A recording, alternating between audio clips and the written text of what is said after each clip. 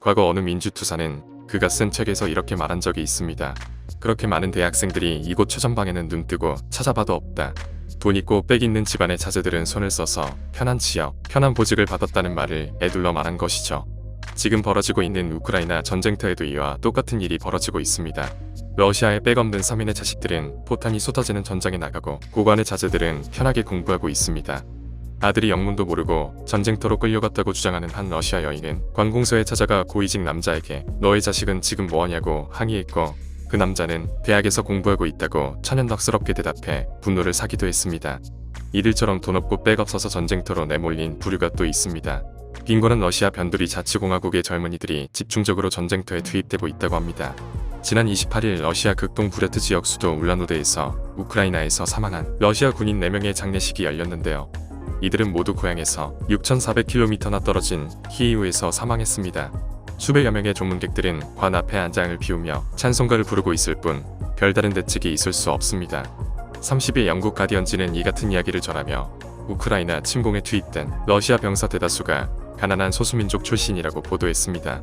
그중 한 명인 블라트 오도예프는 지난 15일 키이우 외곽 전투에서 숨졌는데요. 그의 처제 올가 오도예바는 팀을 실망시키고 싶지 않았고 가는 것이 자신의 의무라고 생각했다며 우리 가족의 생각은 당국의 의견과 다르지만 우리가 뭘 어떻게 할 수 있었겠나라고 한탄했습니다.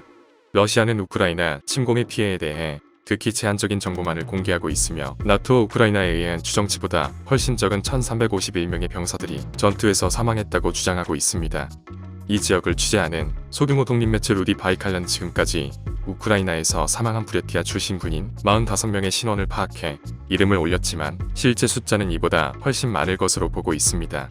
또 다게스탄 공화국에서는 최소 130명의 군인이 사망한 것으로 지역 언론이 밝혔고, 몽골 국경 투바 공화국 출신의 한 상원 의원은 해당 지역에서 96명의 군인이 사망했다고 밝혔습니다. 부랴트, 다게스탄, 투바 세 공화국 출신 병사들만도 러시아 정부가 공식적으로 밝힌 전쟁 사망자의 5분의 1을 차지하게 되는 것으로 집계됩니다. 시베리아 동쪽 끝에 있는 바이칼 호수와 몽골 사이에 위치한 부랴트는 러시아 최대의 천연자원 매장량을 보유하고 있음에도 불구하고 월 평균 급여가 44,000루블에 불과한 러시아에서 가장 빈곤한 지역 중 하나입니다.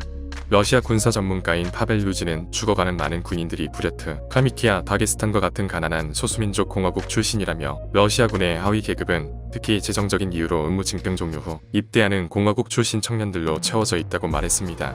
루디 바이칼라의 올가 무토비나는 모든 실명을 찾기가 너무 힘들고 당국은 언론인들이 기사를 쓰지 못하게 하고 또 이 사실을 공표하지 않으려 한다고 비판했습니다. 러시아는 최근 러시아군과 국가기관에 대한 가짜뉴스를 고의로 유포하는 사람들을 15년 이하의 벌금과 징역형을 가능하게 하는 법을 도입했습니다.